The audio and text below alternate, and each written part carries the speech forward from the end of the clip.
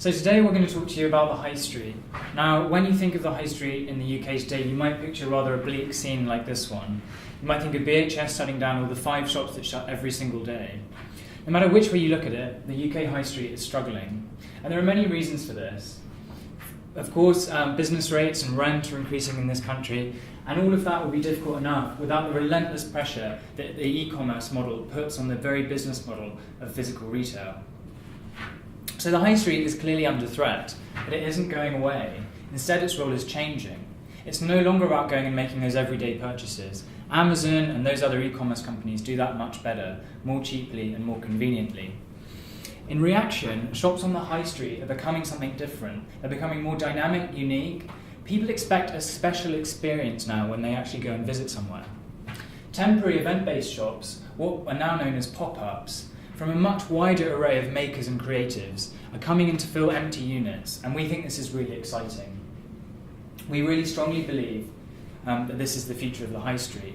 It's already worth, the market value of pop-ups is already several £billion, and it's growing at rates that are only really seen elsewhere in the e-commerce world. This is, as I've said, the future, and we want to support its growth. Pop-up stores face a few unique challenges. For a start, finding a space for a short period is challenging, and taking card payments can be difficult when you're in there. And of course, once you've got your shop up and running, being discovered can also pose challenges in itself, because you're simply not on the map. Now, other startups like Appear Here and Storefront are solving the short-term rental issue, and iZettle and Square, for example, are looking at the payments problem and doing good work there. But no one solved the most fundamental issue, which is that of being discovered. At present, users need to spend huge amounts of time following blogs, social media accounts, and some of these indeed are really popular. For example, @London Pop-Ups has over 150,000 followers. But this is clearly far from an ideal experience. This is a situation. People are looking for pop-ups, and pop-ups are desperately wanting to be found. What we want to do is create that missing connection. And that's why we've made an app that we're calling Snicket. Snicket helps users, gives them the ability to find pop-ups that are around them. And it finally puts this new wave of temporary shops on the map. Thanks, Ben. Now I'm excited to show you the look and feel of Snicket. So once you open the app, the first thing you get is a personalized feed based on your preferences and search history. So all the items that you see are from pop-up stores close to your location, and you can also edit. And you can filter this feed depending on your budget.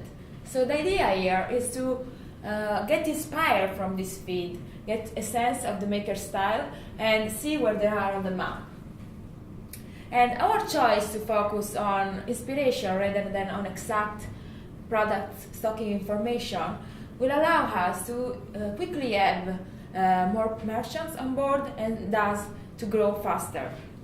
So let's say now that you are interested in this leather bag, you can tap on it, and once on the product page, you can scroll down to see other products from the same shop, and which helps you to have a better idea of the shop style and product range. You can like an item, and you can get the direction to the pop-up store.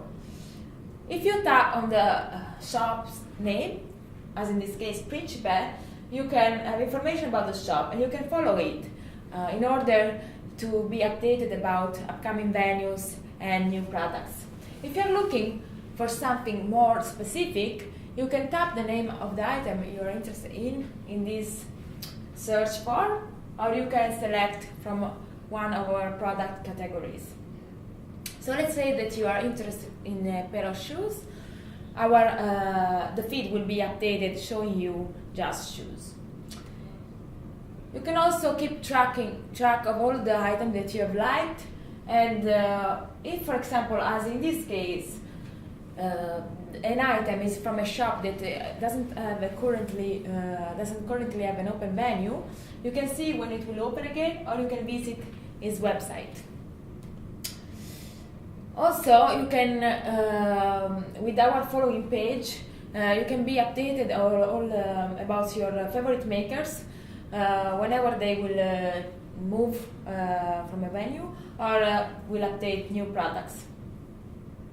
And this because we know that 65% of people, of customers, would buy more if they knew the exact location of their favorite makers.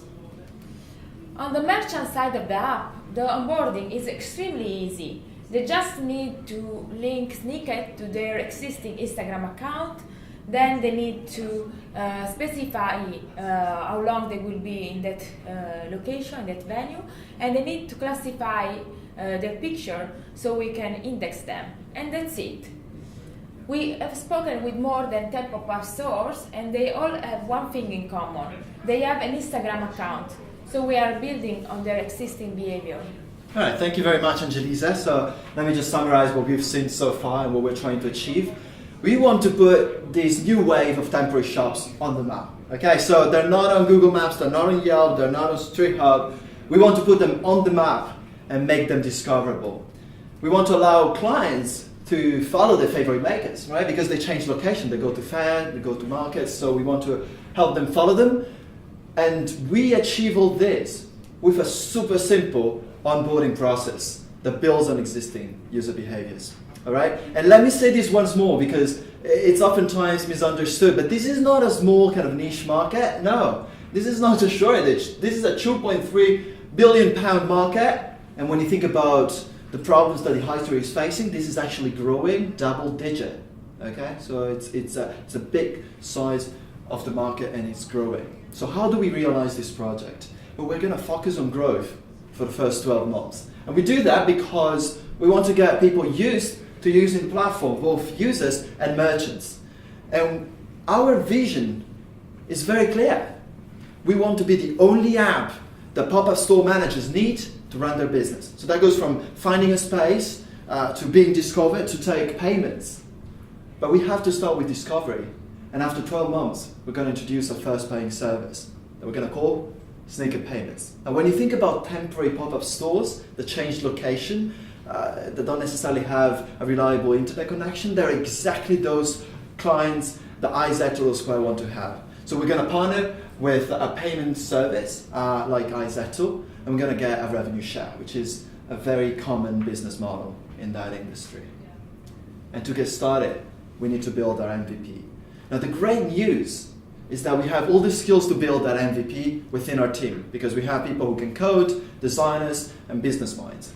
So we can build that MVP and then we can apply for accelerators or proper seed fund. And what we're raising right now is just 60K. All right? So we're very excited about the potential of Snicket, mainly because it's such an obvious and simple idea. You just type what you're looking for and you're presented with the stores around you. Such an obvious idea, but it doesn't make sense. It doesn't exist yet. And when you think about these simple yet powerful ideas, well, that's exactly what we do every day here at AKQA. Okay, so now, repeatedly, time and again, people will tell you the high street is dead. E-commerce is killing it. And guess what? We disagree with that. We think the high street is changing and is moving from functional purchases to experiences. It's moving from permanent shops to actually temporary pop-up stores. And this revolution is happening today. We showed you the numbers. And we don't want to be just observers or passively be part of this revolution. No. We want to drive it. Thank you.